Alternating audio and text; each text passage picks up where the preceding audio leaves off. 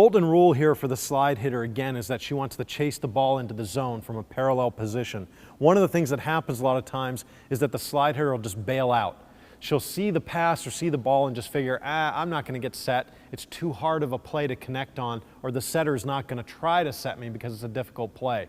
And then they just bail out. So you want to encourage your setter, be live, keep going, keep running. And when you do, you create space for the setter to be able to get you the ball, but you also create space from the middle blocker on the other side of the net. The middle has a hard time chasing you all the way over here if the ball got passed or dug right here.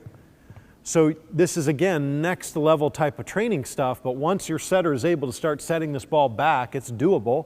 Once she can do it, now your slide hitter can actually hit that ball. And so one of the things we talk about with them is they can't run out of real estate on the back side. If they're chasing the ball, they have to understand that this court location of a ball takes a long time to get back there.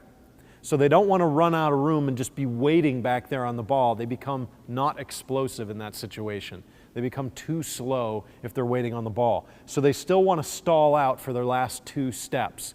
So they hesitate inside and then chase the ball outside.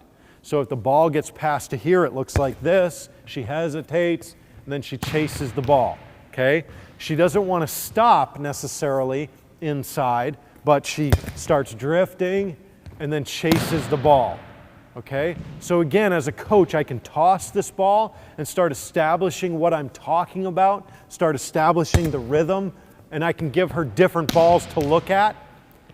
That's not a super complicated ball for your setter to put up, okay? So I can give her all different kinds of tempos, locations off the net, locations along the net. And what you see is that she can adjust in those last two steps. She can do it because the last two steps are long running steps. So she can make them small or she can make them big, and either way, she can adjust to a ball that's way out there and still get on it. Okay, still two steps, and the ball was all the way out to the antenna. So as we're looking at that adjustment, the first thing that needs to happen is when they understand that they're going to chase it, they need to get into a chasing position. So we call this position hip-position. It's the position of getting our hips facing the sideline. In other words, our hips are already thinking parallel to the net.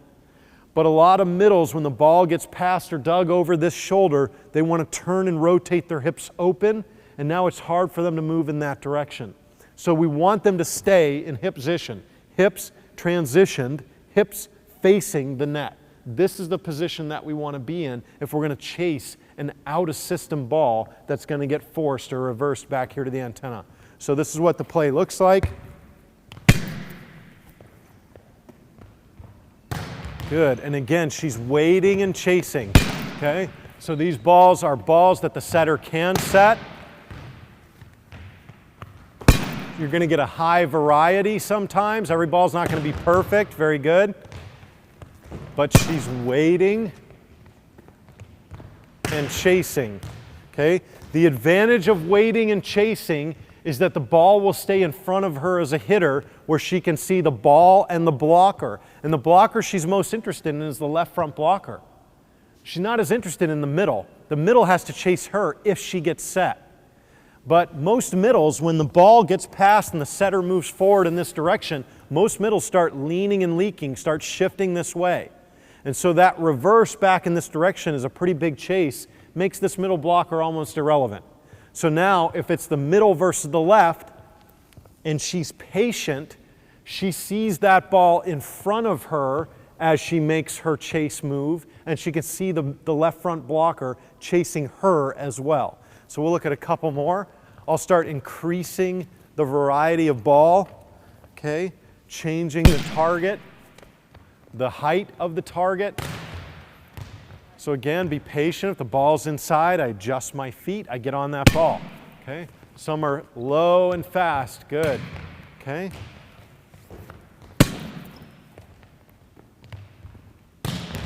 Good.